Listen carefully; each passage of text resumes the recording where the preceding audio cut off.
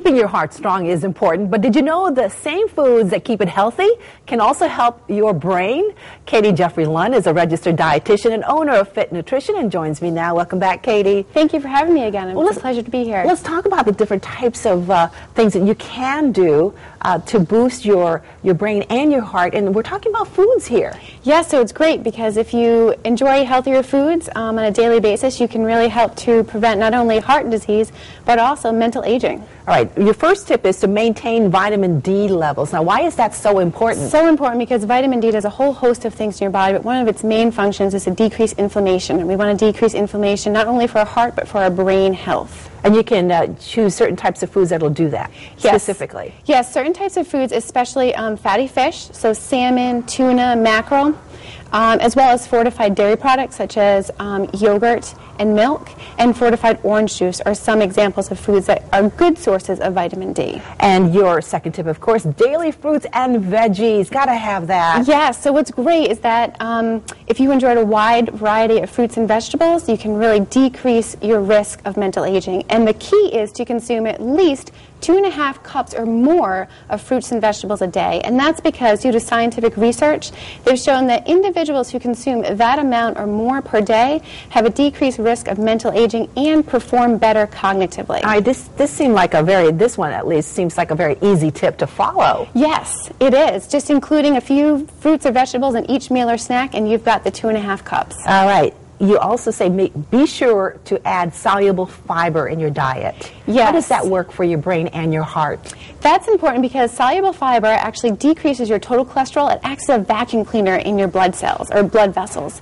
So it goes through, it actually attaches to your bad or heart and healthy cholesterol and removes it from your body. Wow, I didn't know that. All right, of course, healthy fats instead of those bad fats. That's right. We want to stick to increasing our heart-healthy fats, and those are especially omega-3 fatty acids, which you can find in fatty fish, like I've already mentioned for vitamin D. You can also find them, they're high in walnuts and ground flaxseed. And of course, the number one thing, I look at it anyways, you really have to limit your saturated fat and avoid trans fat. Yes, the easiest way to eliminate or to avoid saturated fat, or really just to limit it, is to choose low-fat or non-fat dairy products, lean cuts of meat, and poultry without skin. All right. And the best advice is to avoid trans fat or partially hydrogenated fat. And the best way to do that is to be a detective and look at the ingredient list of products. Look for that word, partially hydrogenated fat. If it contains it, see if you can find an alternative product to enjoy. Well, I just stay away from processed foods, and that helps me. That is great. Eliminate trans fat. All right, let's take a look at some of the things you've brought here. And you say it's really very easy to follow. Let's start with breakfast. Okay, so what I did was we put together a breakfast that's not only brain healthy, but heart healthy. So the first thing is to build a breakfast that contains soluble fiber. So we have 1/2 cup of oatmeal. And that can really fill you up rather quickly. It really can, because once you add milk to it, and you really want to try to cook it with milk or add milk on top for that vitamin D and calcium, then you want to add some heart-healthy fat. One way to do that is to add ground milled flaxseed. That's those omega-3 fatty acids I was talking about. You can also add walnuts to that also in addition.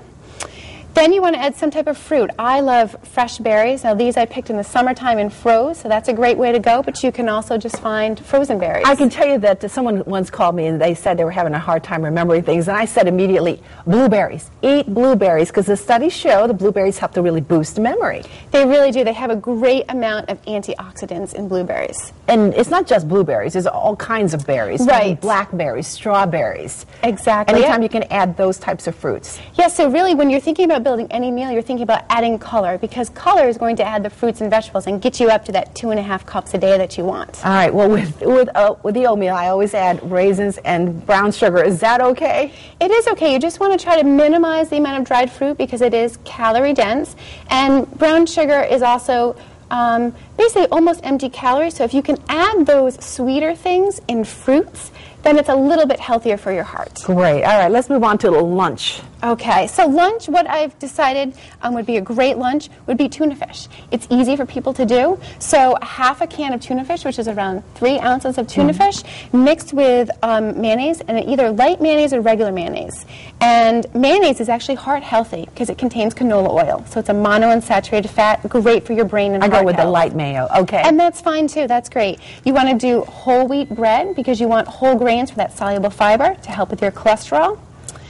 Then you want some type of vegetables on the side. So cut up vegetables are a great way to go to increase that antioxidant, to decrease the inflammation for your brain. Now, when you choose the bread, what should you be looking for in the label? The very first ingredient should be whole wheat. All right. Sometimes I choose unbleached, but you say that that's also a good thing. Yes, that's fine. Really what they're doing, they're bleaching the flour so that it looks more pleasing to the eye when we open up that package of flour. So you're really just looking for whole wheat as the first ingredient. All right, so this is good for the heart and the brain. Yes. All right, let's go to dinner now. Okay. For dinner, really, again, you want to try to fit in your heart-healthy fat, the fiber, and also vegetables for dinner. So what I've put together is a side dish, and it is roasted vegetables with thyme, chickpeas, and feta cheese. And then you want to have that, along with that, maybe some fatty fish such as salmon or mackerel or trout, or maybe some baked chicken on the side. Now, how large should your protein be? Protein should be, it depends on the size of the individual, but for like you and I, we really want the size and thickness of a deck of playing cards. Okay, so that's something we really need to think about. Yes, that's 3 ounces of meat, and that's really for most women what they need. All right, very good. We're going to check back in with you later in the show.